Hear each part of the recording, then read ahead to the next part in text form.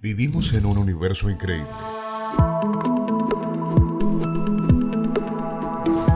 ¿Alguna vez te has preguntado por qué existe? ¿Por qué existe algo en lo absoluto? Gottfried Leibniz escribió: la primera pregunta que debería hacerse correctamente es: ¿por qué existe algo en lugar de nada? Él llegó a la conclusión de que la explicación se encuentra en Dios. Pero, ¿es eso razonable? Todo lo que existe tiene una explicación para su existencia. Si el universo tiene una explicación para su existencia, esa explicación es Dios. El universo existe. Partiendo de esas premisas, se deduce lógicamente que la explicación para la existencia del universo es Dios. La lógica de este argumento es irrefutable. Si las tres premisas son verdaderas, la conclusión es inevitable. Pero, ¿son ellas más plausiblemente verdaderas que falsas? La tercera premisa es innegable para todo aquel que esté buscando la verdad. Pero, ¿qué podemos decir de la primera premisa? ¿Por qué no decir: el universo simplemente está ahí y punto? No hay necesidad de ninguna explicación. Fin de la discusión. Pues imagina que tú y un amigo estén de caminata en el bosque y se encuentren una esfera brillosa en el suelo. Naturalmente te preguntarías cómo fue que llegó a estar allí. ¿Encontrarías algo extraño que tu amigo te dijera? No hay ninguna razón o explicación del por qué está ahí. Deja de preguntártelo. Eso solo está ahí. Y si la esfera fuese más grande, todavía requeriría una explicación. De hecho, si la esfera fuese del tamaño del universo, el cambio de su tamaño no eliminaría la necesidad de una explicación. De hecho, la curiosidad sobre la existencia del universo parece científica e intuitiva.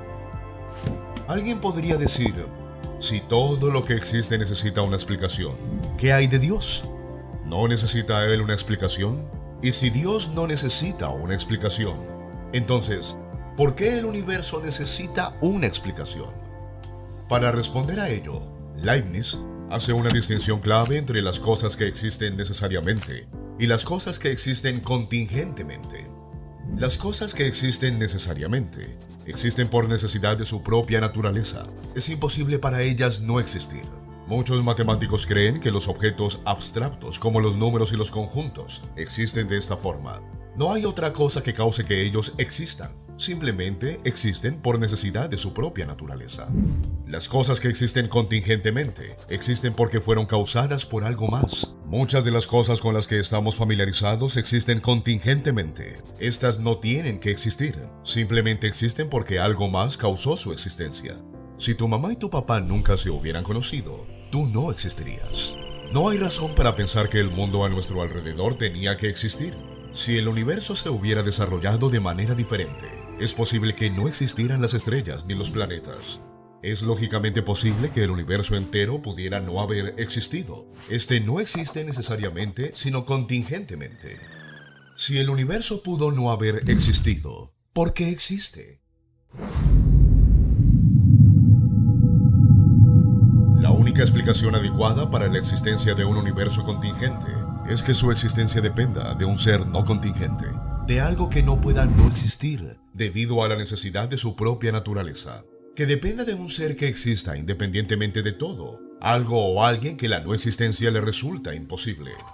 Así que, todo lo que existe tiene una explicación para su existencia, ya sea en la necesidad de su propia naturaleza o debido a una causa externa. Pero, ¿qué podemos decir de nuestra segunda premisa?